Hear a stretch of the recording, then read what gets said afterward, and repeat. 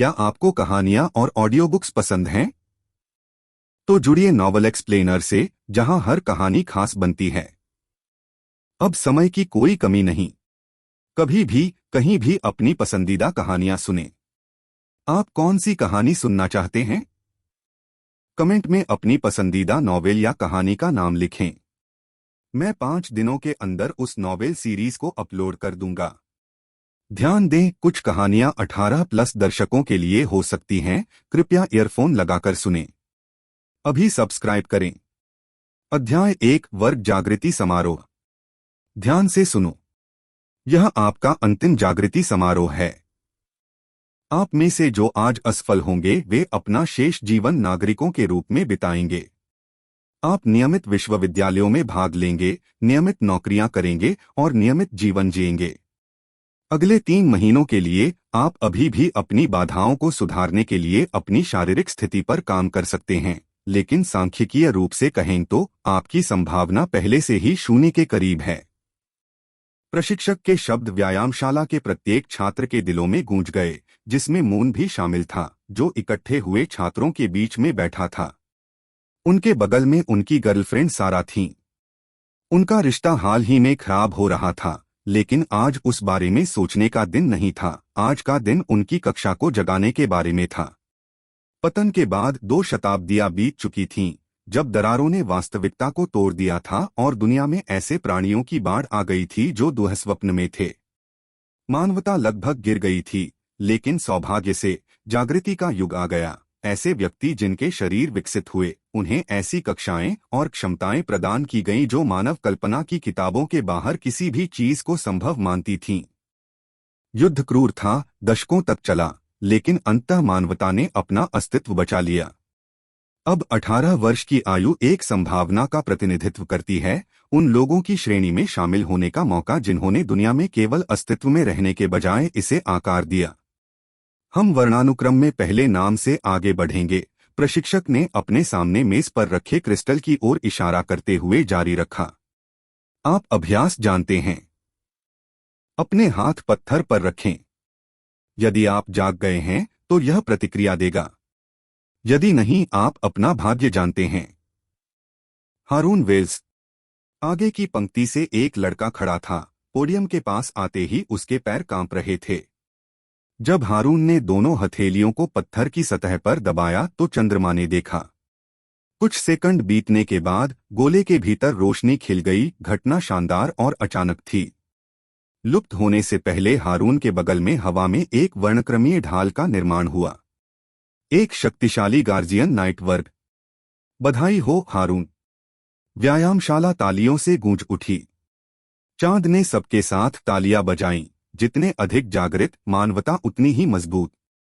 3 और नाम बुलाए गए, जिनमें से 2 सफल और 1 असफल रहा।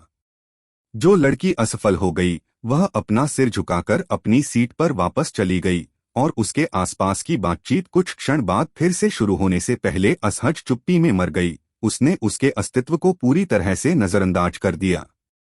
चंद्रमा का हृदय उसकी पसलियों पर जोर से धड़क रहा था। सारा शांत भाव के साथ उसके पास बिल्कुल शांत बैठी थी। सारा विक्सेन। सारा बिना किसी हिचकिचाहट के खड़ी रही और पोडियम की ओर बढ़ते हुए अपनी वर्दी को ठीक किया। सारा ने ब्लैक टाइट और शॉर्ट स्कर्ट पहनी थी, जो उनके कर्व्स को हाईलाइट कर रही थी।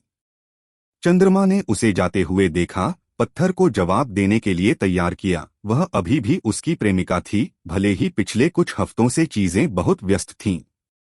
आखिरकार वे लगभग 2 वर्षों तक एक साथ रहे। सारा ने अपने हाथ जागृत पत्थर पर रख दिए। बमुश्किल 1 सेकंड ही बीता था कि उसके ऊपर एक नरम, सुनहरे और पारभासी धागे एक प्रेत के रूप में बनने लगे। Life binder class. यह एक दुर्लभ और शक्तिशाली सपोर्ट क्लास है। उत्कृष्ट परिणाम सारा। आपकी क्लास की कई गिल्डों द्वारा मांग की जाती है। पर्याप्त कड़ी मेहनत के साथ आप शीर्ष गिल्डों में प्रवेश करने और महान ऊंचाइयों तक पहुंचने में सक्षम होंगे। ताली, ताली, ताली। तालियां गड़गड़ा रही थीं। सामान्य समर्थन वर्ग दुर्लभ और अत्यधिक मूल्यवान थे। दुर्लभ प्रकार का उल्लेख नहीं किया गया था। सारा के पास अपनी पसंद की टीमें, अकादमियां और अफसर होंगे। अपनी सीट पर लौटते हुए वह मुस्कुराई, लेकिन मून ने देखा कि उसने उसकी ओर नहीं देखा, उसे पूरी तरह से नजरअंदाज कर दिया। उसकी मुस्कान गायब हो गई और उसके चेहरे पर उदासी छा गई, लेकिन इससे पहले कि वह उससे इस बारे में बात कर पाता, मून ने अपना नाम पुकारे जाने की आवाज सुनी। चंद्रमा डाकू। मैं उससे बाद में बात करूंगा। जैसे ही मून मंच की ओर बढ़े, उन्होंने महसूस किया कि व्यायामशाला में हर आंख उनकी गतिविधि पर नजर रख रही थी। जागृति का पत्थर मेज पर बैठा था, अभी भी पिछले छात्र की सफलता से चमक रहा था। चंद्रमा उसके सामने रुक गया और उसकी चमकदार सतह पर अपना प्रतिबिंब देख रहा था। चंद्रमा ने अपनी हथेलियों को पत्थर पर दबाया, जो छूने में ठंडा था और कांच की तरह चिकना था।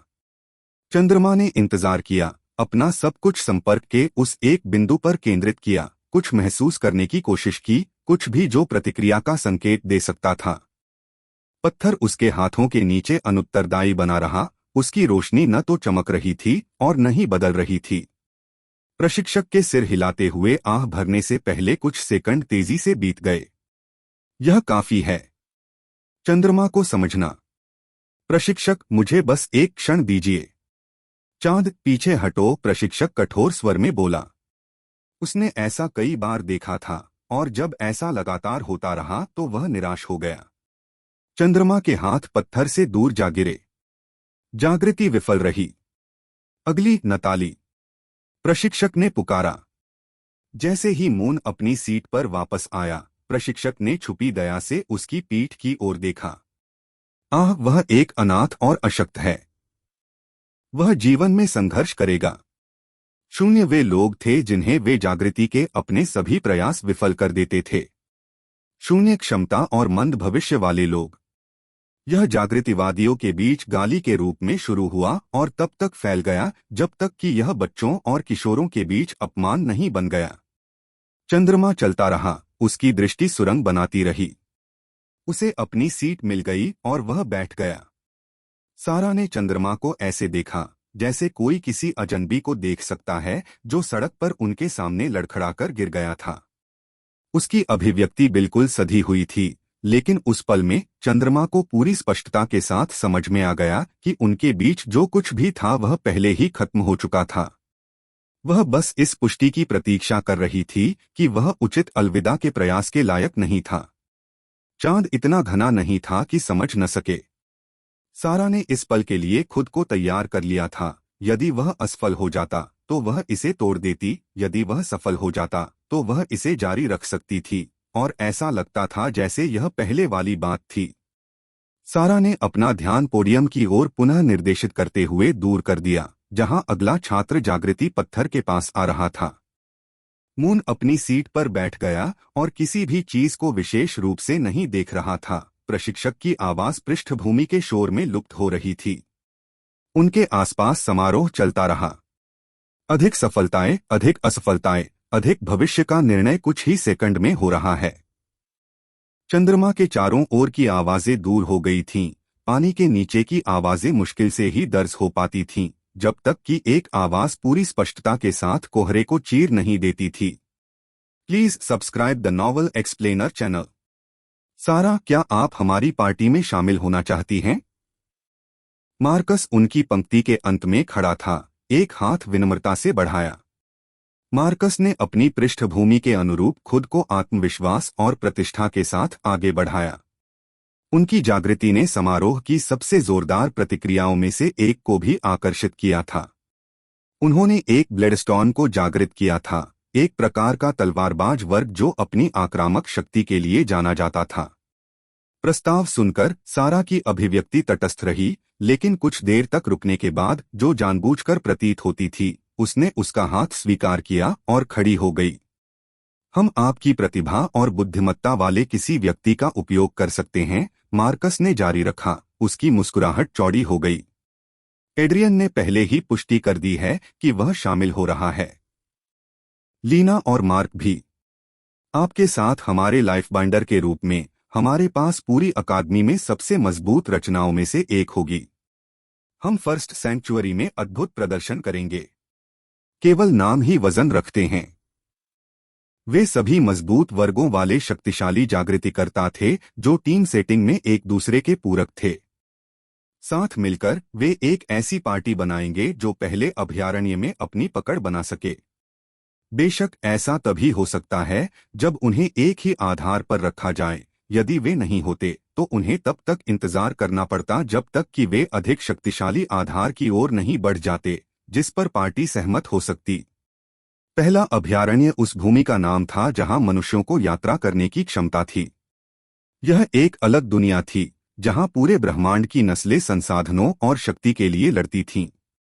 मनुष्य अपने देर से आने और कमजोर शरीर के कारण अभयारण्य में सबसे कमजोर जातियों में से एक थे। मून ने मार्कस के चेहरे को देखा, उस आत्मसंतुष्ट मुस्कान के हर विवरण को सूचीबद्ध किया।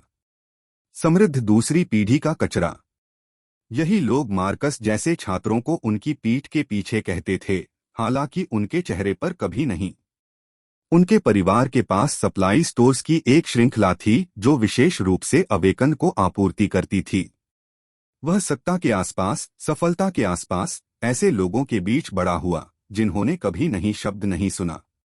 वह जो कुछ भी चाहता था अंततः उसे मिल गया। और जाहिर है इसमें अब सारा भी शामिल है। उसके सीने में खोखले दर्द के बावजूद नल शब्द अभी भी उसके मस्तिष्क में गूंज रहा है, इस अनुभूति के बावजूद कि उसका पूरा भविष्य खत्म हो गया है। चंद्रमा की अभिव्यक्ति ठंडी हो गई। वह मार्कस को वह संतुष्टि नहीं देगा जो वह चाहता था। उनकी नजरें एक सेकंड के एक अंश के लिए मिलीं। चंद्रमा की अभिव्यक्ति सपाट थी, कुछ भी नहीं दे रही थी। वह कोई क्रोध, निराशा या कोई नकारात्मक भावना नहीं थी जिसका मार्कस आनंद उठाए। मार्कस की मुस्कुराहट थोड़ी लड़खड़ा गई, जैसे कि वह कुछ अलग की उम्मीद कर रहा हो और प्रतिक्रिया की कमी किसी तरह से असंतोषजनक हो। मुझे एक क्षण दीजिए, मैं 1 मिनट में आपके साथ आऊंगी, सारा ने कहा। उसकी आवाज शांत थी लेकिन उनके आसपास की बातचीत की संक्षिप्त शांति में सुनाई दे रही थी। जरूर, अपना समय लें। मार्कस की मुस्कान लौट आई, सहज और आत्मविश्वासपूर्ण। उन्होंने अपनी गठित पार्टी के अन्य 3 सदस्यों की ओर इशारा किया जो व्यायामशाला के निकास द्वार के पास एकत्र हुए थे। हम वहीं रहेंगे, हमें ज्यादा देर तक इंतजार न कराएं। वह चला गया और चंद्रमा ने समूह से हंसी की आवाज सुनी। एड्रियन ने कुछ अश्रव्य कहा और मार्कस ने इस बार और जोर से हंसते हुए जवाब दिया। जागने में विफल रहने के बाद सारा पहली बार सीधे चंद्रमा का सामना करने के लिए मुड़ी। चंद्रमा ने उसकी निगाहें देखीं और इंतजार किया। वह जानता था कि क्या होने वाला है, उसे पता था, इससे पहले कि वह मार्कस का हाथ भी स्वीकार करती। शायद वह कई हफ्तों से जानता था, उन सभी छोटे छोटे क्षणों के दौरान जब वह दूर चली गई थी और दूरी बना ली थी। सारा ने बोलने के लिए अपना मुंह खोला। चंद्रमा, हम अलग हो रहे हैं। एक अच्छा जीवन जियो और परेशानी में मत पड़ो। सारा ने इससे आगे कोई स्पष्टीकरण नहीं दिया। चंद्रमा ने उसकी ओर उदासीनता से देखा। अच्छा जीवन जियो, मुसीबत में मत पड़ो। तुम कितनी नेक हो सारा। वह उसी व्यायामशाला में अपने 2 साल के रिश्ते को समाप्त कर रही थी जहां उसे सिर्फ एक बेकार करार दिया गया था। वह सहपाठियों से घिरा हुआ था जिन्होंने दोनों अपमान देखे थे, और उसके विदाई वाले शब्द खोखली खुशियां थे कि कोई एक ऐसे यादृच्छिक व्यक्ति की पेशकश करेगा जिससे वे अभी अभी मिले थे। अच्छा जीवन जियो, मानो उसका जीवन जागृति में उसकी विफलता के कारण मूल रूप से सीमित नहीं था। मानो आने वाले वर्ष उसके जैसे लोगों को उन ऊंचाइयों पर चढ़ते हुए देखने में नहीं बिताएंगे जहां वह कभी नहीं पहुंच सका।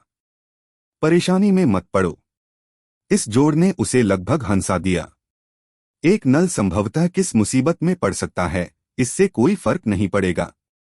वह किसी गोदाम में सामान छांट रहा होगा या किसी भूले हुए कार्यालय में कागजी कार्रवाई कर रहा होगा, जबकि वह दरारें साफ कर रही थी और पहले अभयारण्य में अपना नाम बना रही थी।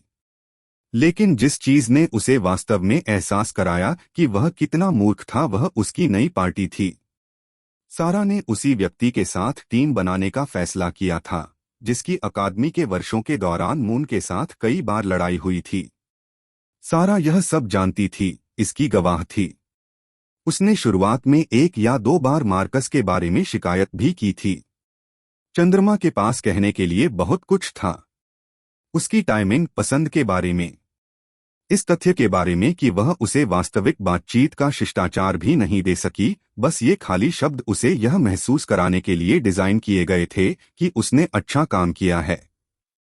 लेकिन उन्होंने कुछ नहीं कहा, क्योंकि अगर उसने ऐसा किया तो उसे यह महसूस करते हुए चले जाना होगा कि उनका उचित अंत हो गया है, जैसे कि उसने इसे परिपक्वता से संभाला है। या इससे भी बदतर, वह उसे आहत होते हुए देखेगी और उस छवि को पुष्टि के रूप में अपने साथ ले जाएगी कि उसने सही विकल्प चुना है। वह उसे भी नहीं देगा। चंद्रमा मुड़ा, उसके चेहरे पर कोई प्रतिक्रिया दिखाई न देते हुए चला गया, जैसे कि आज जो कुछ भी हुआ था उसका कोई महत्व नहीं था। उसके पीछे उसने सारा की शांत सांसें सुनी। उसके कदम विपरीत दिशा में चले गए, बगल के निकास की ओर जहां मार्कस और उसकी नई पार्टी इंतजार कर रही थी। चंद्रमा ने मुख्य द्वारों को पार किया और सूर्य में कदम रखा। परिसर उसके सामने फैला हुआ था। सफलताओं का जश्न मनाते हुए पूरे क्वाड में छात्र समूहों में एकत्रित हुए। चंद्रमा उन सभी को पार करते हुए द्वार की ओर बढ़ गया। किसी ने उसे पुकारा नहीं और न ही किसी ने उसे रोकने की कोशिश की। अध्याय 2 प्रथम अभयारण्य। अपने छोटे से अपार्टमेंट में वापस चंद्रमा ने दृढ़ लेकिन शक्तिहीन दृष्टि से उस समय को देखा। यह कहना कि वह जागने में अपनी विफलता से अभिभूत नहीं था झूठ होगा। वह कैसे नहीं हो सकता। उनके सपने, जागृति बनने की उनकी महत्वाकांक्षाएं कुछ ही सेकंड में नष्ट हो गई थीं। और जिस चीज ने सब कुछ बदतर बना दिया वह यह था कि सम्मन शुरू होने वाला था। प्रथम अभयारण्य में कोई व्यक्ति पहली बार 2 तरीकों से प्रवेश कर सकता था। पहली घटना उनके जागने के तुरंत बाद आधी रात को हुई थी। दूसरा, जागने की स्थिति की परवाह किए बिना उनके 18वें जन्मदिन के बाद की रात को था। मात्र कुछ ही घंटों में चंद्रमा प्रथम अभयारण्य की खतरनाक दुनिया में प्रवेश कर जाएगा। प्रथम अभयारण्य कोई साधारण स्थान नहीं था। यहां तक कि अवेकन को भी वहां जीवित रहने के लिए संघर्ष करना पड़ा, खासकर शुरुआत में। खतरा स्वाभाविक रूप से घातक नहीं था क्योंकि नए आगमन आमतौर पर अन्य मनुष्यों द्वारा नियंत्रित और बनाए रखे गए ठिकानों के अंदर पैदा होते थे। उन दीवारों के भीतर सुरक्षा मौजूद थी।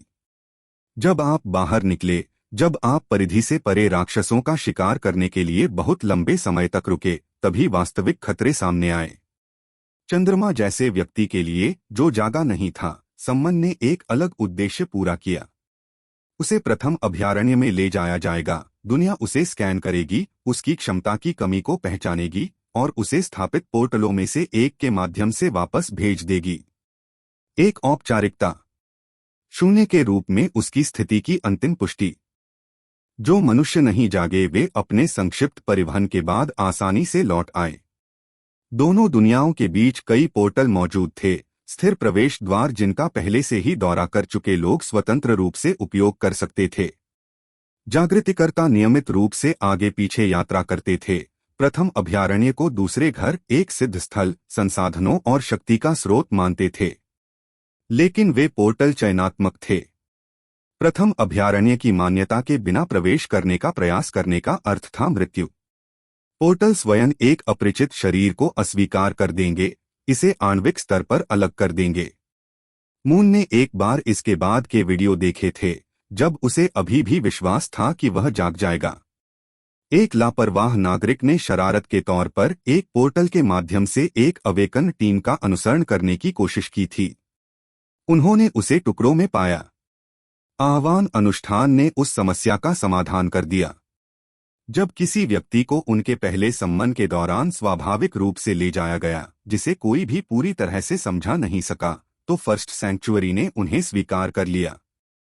उन्हें स्कैन किया, उन्हें अपने सिस्टम में एक पहचान दी। उसके बाद वे अपनी पसंद के अनुसार पोर्टलों के माध्यम से प्रवेश और निकास कर सकते थे, जो भी उस दुनिया पर शासन करने वाली शक्ति द्वारा वैध संस्थाओं के रूप में मान्यता प्राप्त थी। चंद्रमा ने अपने फोन की ओर देखा। 8:47 अपराह्न। समन आधी रात को होगा। 3 घंटे और 13 मिनट। उसका अपार्टमेंट सामान्य से छोटा लगा। एक कमरा शयन कक्ष, बैठक क्षेत्र और रसोई के रूप में कार्य करता है। एक बाथरूम बमुश्किल इतना बड़ा कि उसमें घूमा जा सके। सस्ता फर्नीचर उसने सेकेंड हैंड खरीदा था। यह वह सब कुछ था जो वह अपने अंशकालिक वेतन पर खर्च कर सकता था, खासकर तब जब उसके माता पिता 2 साल पहले एक अनबन के कारण गुजर गए थे। उसने सोचा था कि जागृति सब कुछ बदल देगी। इससे उसे यह सुनिश्चित करने की शक्ति मिलेगी कि वह उनका बदला ले सकता है और वह उन लोगों की रक्षा कर सकता है जिनकी वह परवाह करता है और उनकी परवाह करता है। या तो उसने सोचा यह उसे इस तंग अस्तित्व से बाहर निकालकर कुछ बेहतर, कुछ सार्थक बना देगा। इसके बजाय वह अभी भी यहीं था, शक्तिहीन, और 3 घंटों में दुनिया इसकी आधिकारिक पुष्टि कर देगी। चंद्रमा अपनी छोटी सी खिड़की के पास गया और शहर के बाहर देखने लगा। रोशनी क्षितिज की ओर फैली हुई थी। हजारों लोग अपना जीवन जी रहे थे। वहां कहीं सारा शायद मार्कस और उसकी पार्टी के साथ जश्न मना रही थी, उनके भविष्य की योजना बना रही थी और उनके साहसिक कारनामों की कल्पना कर रही थी। उसने पर्दे और अपनी आंखें बंद कर लीं। आपको 1 मिनट में प्रथम अभयारण्य में बुलाया जा रहा है। तदनुसार तैयारी करें। आकाशवाणी कानों में पड़ते ही चंद्रमा ने अपनी आंखें खोलीं। एक ही आवाज जिसे उसकी उम्र के सभी लोगों और सभी नव जागृत लोगों को पूरी दुनिया में एक ही समय में सुनना चाहिए। एक ऐसी घटना जिसने स्पष्टीकरण को खारिज कर दिया, जिसे किसी ने नहीं समझा लेकिन सभी ने अनुभव किया। वह अभी भी पूरे कपड़े पहने हुए अपने बिस्तर पर लेटा हुआ था। उसने बदलने की जहमत नहीं उठाई। बात क्या थी? 5। आइए इसे खत्म करें और खत्म करें। उसने अपने अपार्टमेंट की पानी से सनी छत को घूरते हुए आह भरी। 4, 3, 2, 1। आप प्रथम अभयारण्य में प्रवेश कर रहे हैं। संसार विलीन हो गया। यह दर्दनाक नहीं था, लेकिन आरामदायक भी नहीं था। चंद्रमा को महसूस हुआ कि उसका शरीर एक ही पल में अलग हो गया है और उसमें सुधार हो रहा है, जैसे कि उसके लिए बहुत छोटी जगह में उसे खींच लिया गया हो और वह किसी भी तरह वहां से गुजर रहा हो। रंग एक साथ बहे, फिर अलग हुए। ध्वनि बनावट बन गई, बनावट हल्की हो गई और फिर सब कुछ वापस फोकस में आ गया। चांद पत्थर के आंगन में खड़ा था। उसने अपनी आंखें झपकाईं, उसकी दृष्टि समायोजित हो गई। उसे आश्चर्य हुआ जब अन्य लोग प्रकाश की चमक में उसके चारों ओर 1 और 2 में दिखाई देने लगे। कुछ लोग आश्चर्य से हांफने लगे। अन्य लोगों ने तुरंत डर के मारे इधर-उधर देखा। उन्हें पहचानना आसान था, वे ऐसे लोग थे जिन्होंने अपनी प्रतिभा नहीं जगाई थी। ऊपर का आकाश पृथ्वी के आकाश से भिन्न था। 2 चांद अंधेरे में लटके हुए थे, एक हल्का नीला और एक गहरा लाल। उसकी दुनिया के चांद से कोई मेल नहीं खा रहा था। तारे ऐसे तारामंडल बने जिन्हें वह नहीं पहचान सका। यह पहला अभयारण्य था। अधिक से अधिक लोग उसके चारों ओर इकट्ठा होने लगे, जब तक कि चंद्रमा को ऐसा महसूस नहीं हुआ कि लगभग 1000 लोग उसके बगल में थे। उन्हें उसी आंगन में बुलाया गया था। वह अपने हाई स्कूल के किसी भी व्यक्ति को नहीं पहचानता था, न ही वह ऐसा करना चाहता था। तभी हवा में एक आत्मा प्रकट हुई। उसके पास एक सुंदर, सुडौल शरीर और एक मुस्कुराहट थी जो केवल साम्राज्यों के बजाय ग्रहों को मात दे सकती थी। बिना कुछ बोले उसने भीड़ पर एक सरसरी नजर डालने के बाद अपना हाथ चटकाया। उसकी आंखें बाज की तरह हर एक व्यक्ति को देख रही थीं। एक बार जब उसकी क्लिक उपस्थित सभी लोगों के कानों में दर्ज हो गई, तो धीरे धीरे दर्जनों लोग गायब होने लगे और मून को ठीक ठीक पता चल गया कि वह क्या था। नलों को वापस पृथ्वी पर ले जाया जा रहा है। मुझे लगता है कि अब समय आ गया है, चंद्रमा ने कड़वी भावना के साथ सोचा। जब उसने अपनी आंखें बंद कर लीं, अब उन 2 चंद्रमाओं को नहीं देख रहा था जिन्हें वह अपने जीवनकाल में फिर कभी नहीं देख पाएगा। कुछ ही क्षणों में उपस्थित 20% लोगों को वापस धरती पर भेज दिया गया। चंद्रमा के हाथ कांपने लगे। यह सही नहीं था। आवाज प्रथम अभयारण्य की मूल बातें समझा रही थी, जैसे कि वह यहीं का हो, जैसे कि उसे अपने आसपास के जागृत छात्रों के समान उपस्थित होने का समान अधिकार हो। आपकी यात्रा मंगलमय हो। प्रथम अभयारण्य में एक बार फिर आपका स्वागत है। उपस्थिति फीकी पड़ गई और अपने पीछे एक गहरा सन्नाटा छोड़ गई जो शीघ्र ही उत्तेजित बातचीत से भर गया। विद्यार्थियों ने नोट्स की तुलना करना शुरू कर दिया। जो कुछ उन्होंने सुना उस पर चर्चा की, अपने परिवेश को देखकर आश्चर्यचकित हुए। चंद्रमा स्थिर खड़ा था, उसका दिमाग दौड़ रहा था। एक गलती, यह एक त्रुटि होनी ही थी। संमन प्रक्रिया को नियंत्रित करने वाली किसी भी प्रणाली में कुछ भयानक गड़बड़ी हुई। उसकी किस्मत जो पहले से ही खराब थी, आज किसी तरह और भी खराब हो गई थी। साफ साफ अस्वीकार किए जाने और घर भेजे जाने के बजाय वह एक दरार से गुजर गया। उस तंत्र द्वारा उसे नजरअंदाज कर दिया गया जिसे उसे फिल्टर करना चाहिए था। उसकी सांसें तेज हो गईं और घबराहट उसकी रीढ़ की हड्डी में बर्फ के पानी की तरह तैरने लगी। उसके पास कोई वर्ग या योग्यता नहीं थी। अनिवार्य रूप से अगर वह इस बेस की सुरक्षा छोड़ देता है तो उसके पास खुद का बचाव करने का कोई रास्ता नहीं है। और जो उसने समझा है, लोग अपनी पहली यात्रा पर जब चाहें तब फर्स्ट सैंक्चुअरी को नहीं छोड़ सकते थे। रिटर्न पोर्टल पर नए आगमन को स्वीकार करने से पहले एक न्यूनतम अवधि होती थी, आमतौर पर 1 सप्ताह।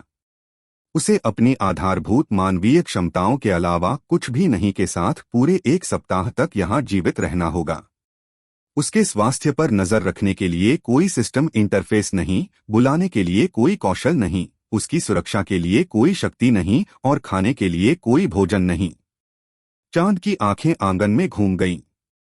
आप स्थिति शब्द के बारे में सोचकर या उसका उच्चारण करके अपनी स्थिति की जांच कर सकते हैं। इस अंतिम निर्देश के साथ आत्मा की आवाज लौट आई। वास्तव में यह सामान्य ज्ञान था। हर बच्चे को यह तभी से पता था जब उन्होंने अवेकन के बारे में सीखा।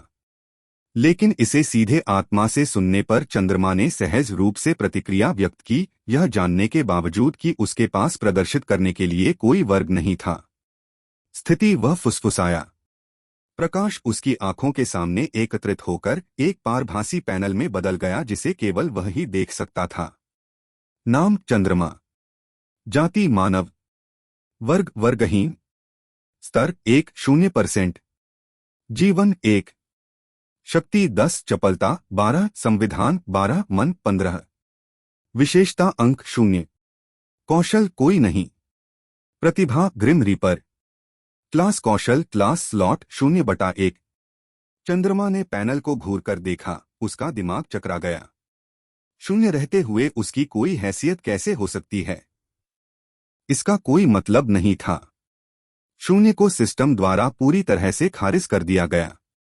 उन्हें पैनल नहीं मिले, उन्हें आंकड़े नहीं मिले, उन्हें निश्चित रूप से प्रतिभा या वर्ग कौशल नहीं मिला।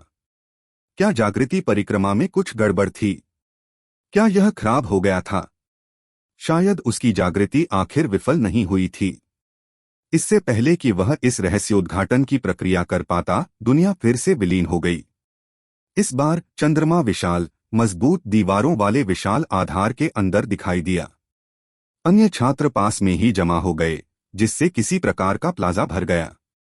चारों ओर की वास्तुकला ठोस, रक्षात्मक सुरक्षा के लिए स्पष्ट रूप से डिजाइन की गई थी। चंद्रमा ने चारों ओर देखा, खुद को उन्मुख करने की कोशिश की, जब बड़ी गोल आंखों और 2 चोटियों वाली एक लड़की उसके पास आई।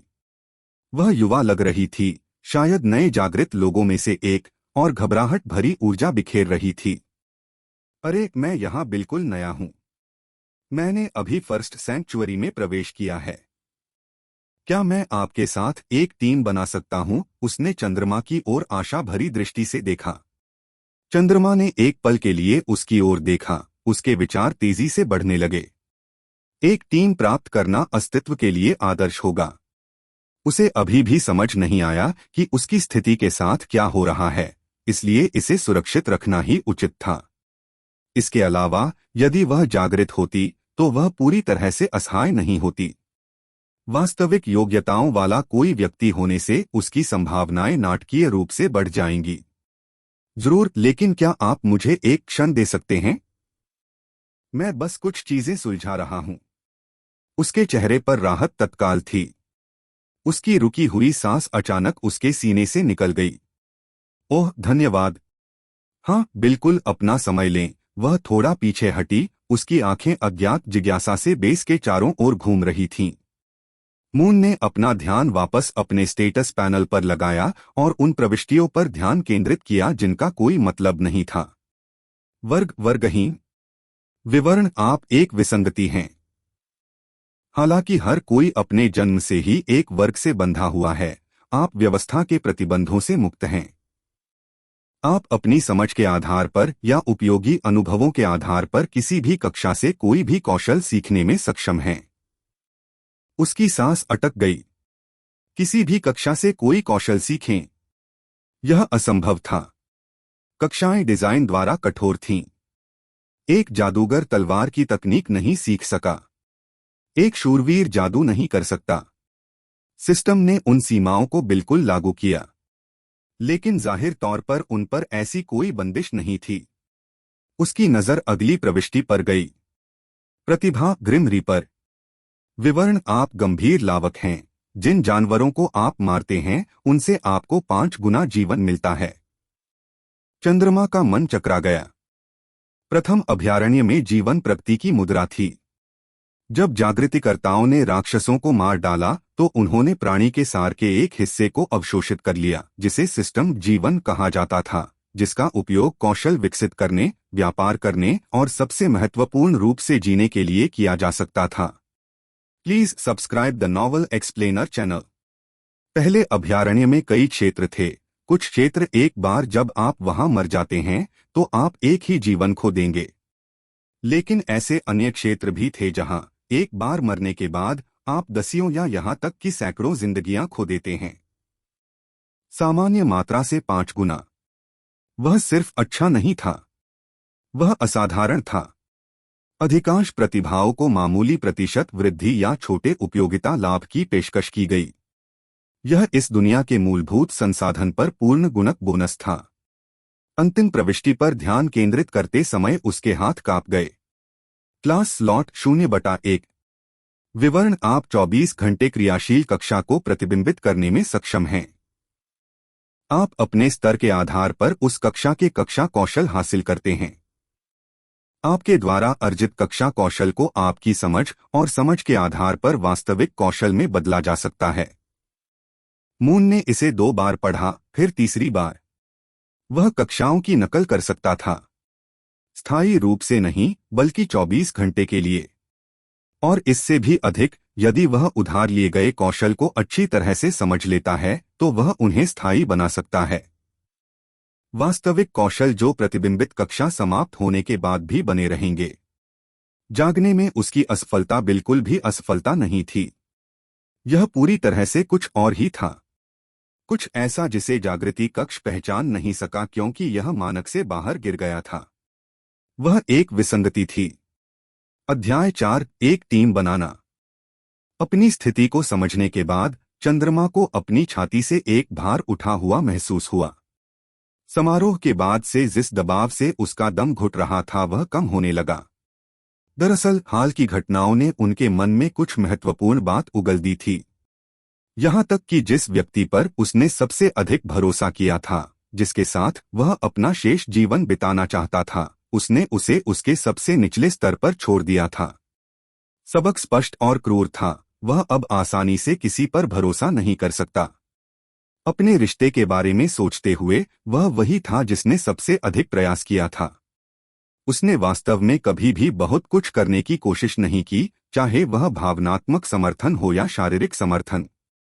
इस कठिन परीक्षा ने उसे दिखा दिया था कि चीजें गलत होने पर कौन उसके पक्ष में खड़ा होगा, और उत्तर स्पष्ट था, कोई नहीं करेगा। वह उसे याद होगा। चंद्रमा ने पीछे मुड़कर उस लड़की की ओर देखा जिसने उसे पहले आमंत्रित किया था, लेकिन रुक गया। उसने पहले से ही 2 अन्य जागृतिकर्ताओं को इकट्ठा कर लिया था। आश्चर्यजनक गति से उसके चारों ओर एक छोटा समूह बन रहा था। वह अच्छी है, मून ने सोचा। संबंध बनाना बिल्कुल आसान नहीं था, खासकर ऐसी जगह पर जहां हर कोई एक दूसरे को महत्व दे रहा था। फिर भी वह कुछ ही मिनटों में एक पूरी टीम को इकट्ठा करने में कामयाब रही, जिससे उसका ध्यान भटक गया था। वह उनके साथ शामिल होने के लिए आगे बढ़ा। उसे आते देख लड़की का चेहरा खिल उठा। आपका काम हो गया। बिल्कुल सही समय। मुझे दो और लोग मिले, उसने उत्साहपूर्वक दूसरों की ओर इशारा किया। हमें अपना परिचय ठीक से देना चाहिए। मैं सेलीन हूं। चंद्रमा, उसने सरलता से कहा। दोनों नवागंतुकों में से बड़े ने आगे बात की। उसका शरीर चौड़ा, कंधे मोटे और काफी लंबा था। John, tank class. कुछ भी फैंसी नहीं, बस मूल बातें। दूसरी एक लंबी सुनहरे बालों वाली महिला थी, जिसकी ऊंचाई लगभग 1.8 मीटर चंद्रमा की ऊंचाई से मेल खाती थी। उसने खुद को एक निश्चित संतुलन के साथ आगे बढ़ाया। उसकी आंखें तेज और मूल्यांकन करने वाली थीं। अरे, मैं इलारा हूं। मेरी कक्षा एक तीरंदाज है। सेलीन व्यावहारिक रूप से अपनी एड़ियों पर उछल पड़ी। तुम्हारी कक्षा क्या है, चंद्रमा? मेरी कक्षा वाटर मैच है। चंद्रमा ने संकोच नहीं किया। मैं एक जल जादूगर हूं। जब उसने सेलीन के बारे में सुना तो मून ने निर्णय ले लिया था, वह उसकी कक्षा की नकल करेगा। तर्क सीधा था। एक जादूगर के रूप में उसे उपकरण के बारे में चिंता करने की जरूरत नहीं होगी। एलारा की तरह खरीदने या बनाए रखने के लिए किसी तीर की आवश्यकता नहीं होगी। जॉन जैसा कोई भारी कवच या हथियार नहीं। बस मन, जो उसकी स्थिति से पता चलता है कि उसके पास 15 अंक थे, जो मानव औसत से थोड़ा ऊपर था। इससे भी महत्वपूर्ण बात यह है कि जादूगर पिछली पंक्ति में रहे। वह खुद को सेलीन के करीब रख सकता है, देख सकता है कि उसने अपने कौशल का उपयोग कैसे किया, और सापेक्ष सुरक्षा बनाए रखते हुए उसकी तकनीक से सीख सकता है। और उसके बारे में कुछ बातें बताती हैं कि वह सरल नहीं थी। बिल्कुल नहीं। जिस तरह से वह उससे संपर्क करती थी, दूसरों को इकट्ठा करती थी, उसकी घबराहट भरी ऊर्जा के नीचे आत्मविश्वास था। ओह, सेलीन की आंखें खुशी से चौड़ी हो गईं। एक और जल जादूगर। यह अद्भुत है। क्या आपके पास भी वही कौशल हैं? वे सब वहां क्यों इकट्ठे हो रहे हैं? चंद्रमा सहजता से अंदर आया और हॉल के एक हिस्से की ओर इशारा किया जहां बड़ी भीड़ जमा हो रही थी। उसके हावभाव पर सेलीन का ध्यान तुरंत चला गया। ओह, वह गिल्ड क्षेत्र है। नए जागृति जल्दी ही गिल्ड में शामिल होने के लिए अपनी किस्मत आजमा सकते हैं। यदि आपके पास एक वांछनीय वर्ग, उपचारक, जादूगर, इस तरह की चीजें हैं, तो कुछ गिल्ड प्रारंभिक सहायता प्रदान करेंगे। संसाधन, मार्गदर्शन, इस तरह की चीजें। मैं देख रहा हूं, मून ने कहा। उसने एक पल के लिए भीड़ का अध्ययन किया। लोग एकजुट हुए, गिल्ड प्रतिनिधियों का ध्यान आकर्षित करने की कोशिश करते हुए आवाजें उठीं। वहां की ऊर्जा हताश, प्रतिस्पर्धी थी। हर कोई अपनी योग्यता साबित करने की कोशिश कर रहा था, एक ऐसे लाभ को सुरक्षित करने के लिए जो उन्हें लंबे समय तक जीवित रहने में मदद करेगा। न तो जॉन और न ही एलारा को भीड़ में शामिल होने में कोई दिलचस्पी थी। जॉन ने दूर से देखने पर संतुष्ट होकर अपनी बाहें फैला लीं। इलारा की अभिव्यक्ति मौके की परवाह किए बिना तटस्थ रही। सेलीन ने अपना सिर झुका लिया। आप में से कोई भी प्रयास नहीं करना चाहता? एलारा ने सरलता से कहा। गिल्ड दायित्वों के साथ आते हैं। मैं कुछ भी करने से पहले यह देखना चाहूंगा कि पहला अभयारण्य कैसा है। जॉन ने सहमति में सिर हिलाया। वही, बल्कि पहले खुद ही चीजों का पता लगा लें। चंद्रमा ने कुछ नहीं कहा, लेकिन अंदर ही अंदर वह पूरी तरह सहमत हो गया। आखिरी चीज जो उसे चाहिए थी, वह थी एक ऐसे संघ से बंधा होना जो उस स्तर पर कमजोर था। स्वतंत्र रहना बेहतर है, कम से कम तब तक जब तक उसे यह समझ न आ जाए कि वह क्या करने में सक्षम है। सेलीन ने एक पल के लिए इस पर विचार किया, फिर कंधे उचकाए। काफी हद तक सही। मैंने सोचा कि मैं पूछूं, तो क्या हमें यह पता लगाना चाहिए कि हम आगे क्या कर रहे हैं?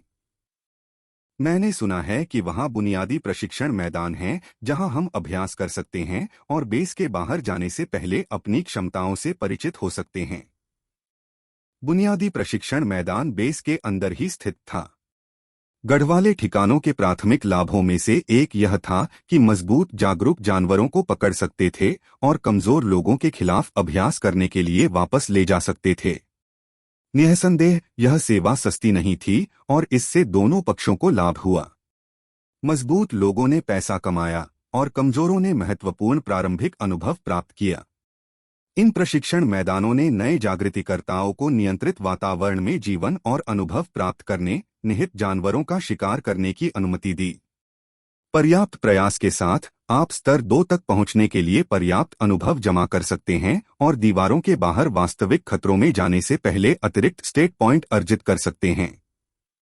मून इसके लिए विशेष रूप से पैसे बचा रहा था। आधार छोड़ने से पहले अतिरिक्त जीवन और अधिक आंकड़े प्राप्त करना न केवल स्मार्ट था, बल्कि यह संभावित रूप से जीवन रक्षक था। बाद में जानवरों का शिकार करके और उपकरण बेचकर पैसा कमाया जा सकता था। लेकिन रहता है, एक बार जब आप मर गए तो बस यही था, कोई दूसरा मौका नहीं था। मैं अंदर हूं, मून ने कहा। बाकी लोगों ने कोई आपत्ति नहीं जताई। वे सहमत लग रहे थे, लगभग उत्सुक थे। इसलिए समूह ने बेस के पत्थर के गलियारों के माध्यम से प्रशिक्षण मैदान की ओर अपना रास्ता बना लिया। प्रवेश द्वार खचाखच भरा नहीं था।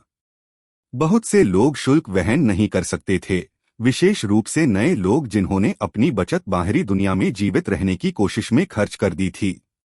मून भाग्यशाली था कि उसे अपने अंशकालिक काम से बचाए गए धन के साथ साथ एक अनाथ के रूप में प्राप्त मामूली धनराशि भी मिली। फिर भी वह बमुश्किल पर्याप्त मात्रा में चीजें एकत्र कर पाया। प्रवेश द्वार पर एक जागृत व्यक्ति खड़ा था, एक वृद्ध व्यक्ति जिसके अग्रबाहुओं पर घाव थे और उस पर किसी ऐसे व्यक्ति का आत्मविश्वास था जो इसे अपना करियर बनाने के लिए पहले अभयारण्य में लंबे समय तक जीवित रहा था।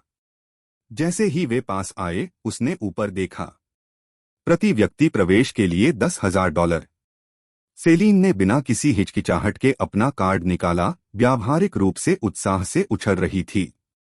जॉन और एलारा ने भी ऐसा ही किया। उनकी हरकतें शांत और बेफिक्र थीं। उनके लिए फीस स्पष्ट रूप से एक मामूली खर्च थी। चंद्रमा को अपने पेट में जकड़न महसूस हुई। हालांकि उसने खुद को इस पल के लिए मानसिक रूप से तैयार कर लिया था, लेकिन दूसरों को इतनी लापरवाही से भुगतान करते देखकर इसका महत्व वास्तविक हो गया। इस 10,000 खर्च के बाद उसकी बचत में केवल $1,000 बचे थे। दोनों दुनियाओं में उनके नाम पर $1,000। उसने अपना कार्ड निकाला, फिर उसे स्कैन किया। मशीन ने बीप बजाई और लेनदेन हो गया। उस आदमी ने उन्हें अंदर आने का इशारा किया। प्रशिक्षण ग्राउंड 3 उपलब्ध है। आपको 1 से 3 के स्तर पर शामिल जानवर मिलेंगे। सबसे कमजोर से शुरू करें और अपने तरीके से आगे बढ़े।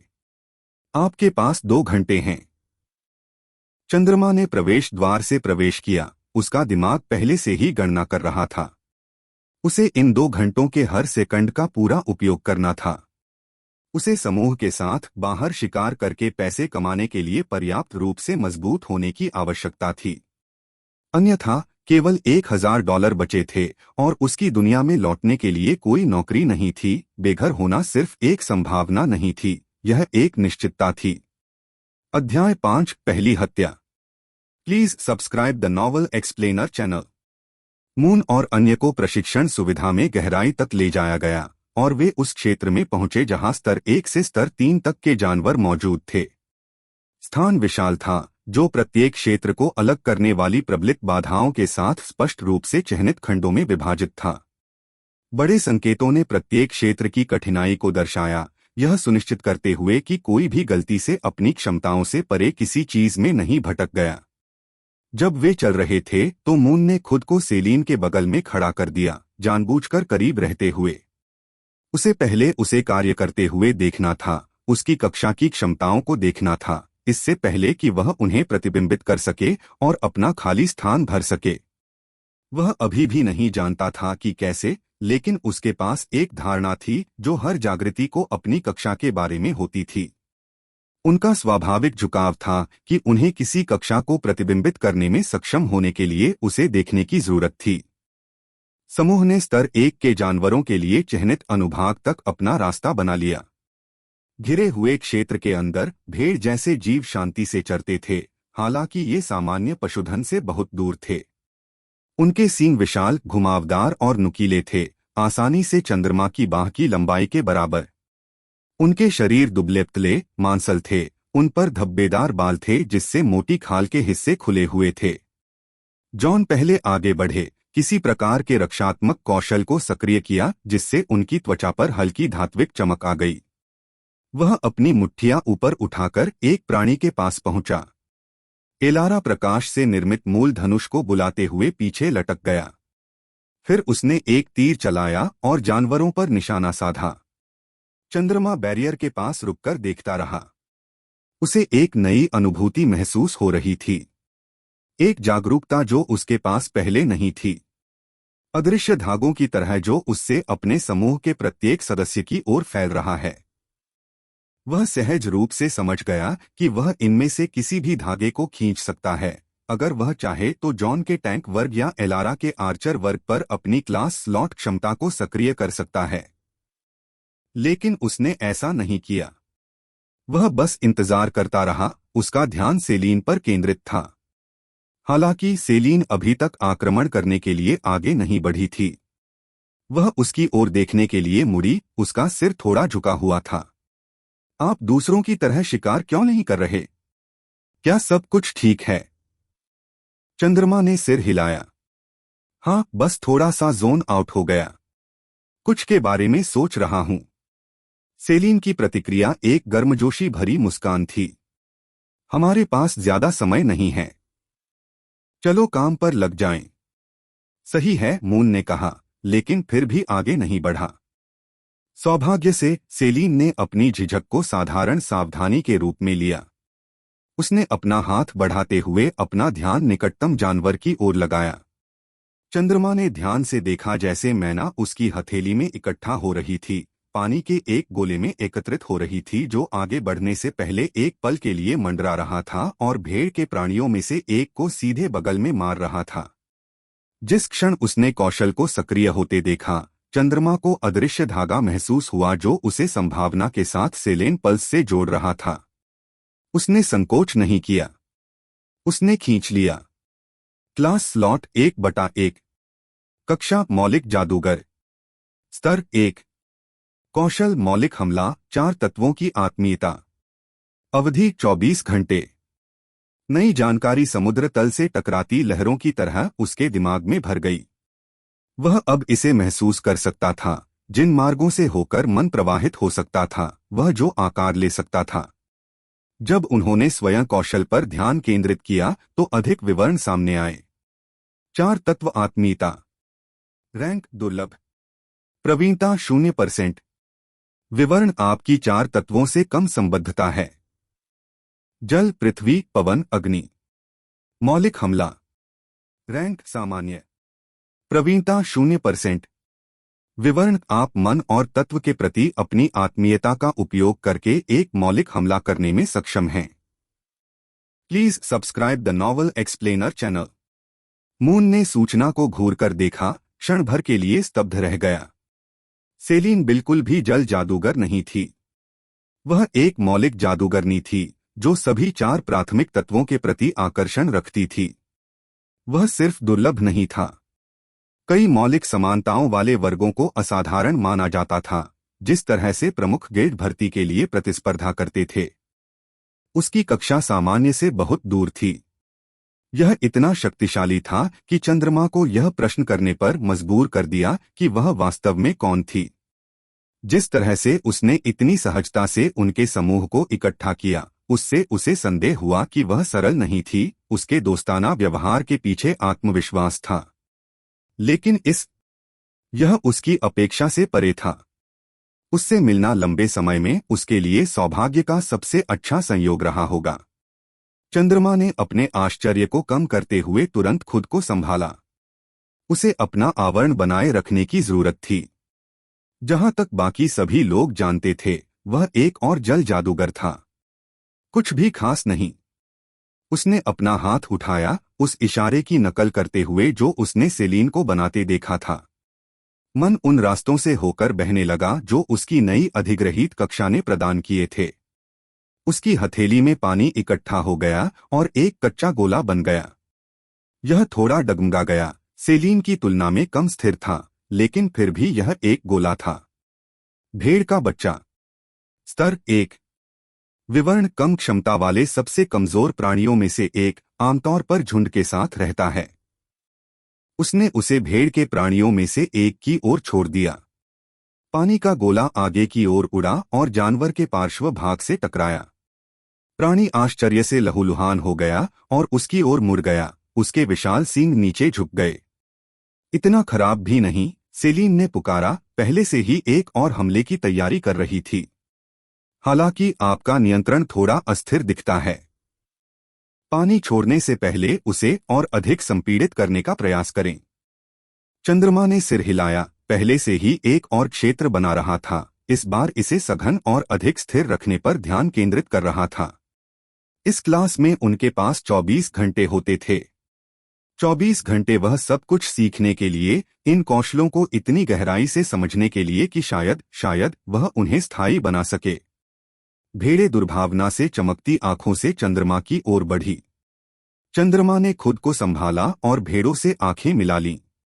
उसने यह समझने के लिए पर्याप्त अध्ययन किया था कि स्तर 1 के जानवर नए जागृत लोगों को मारने के लिए काफी खतरनाक होते हैं, इसलिए उसने भेड़बकरियों को हल्के में नहीं लिया, बल्कि उन्होंने इसे गंभीरता से लिया। चंद्रमा ने एक और पानी का गोला बनाया और उसे दौड़ती हुई भेड़ की ओर उछाल दिया।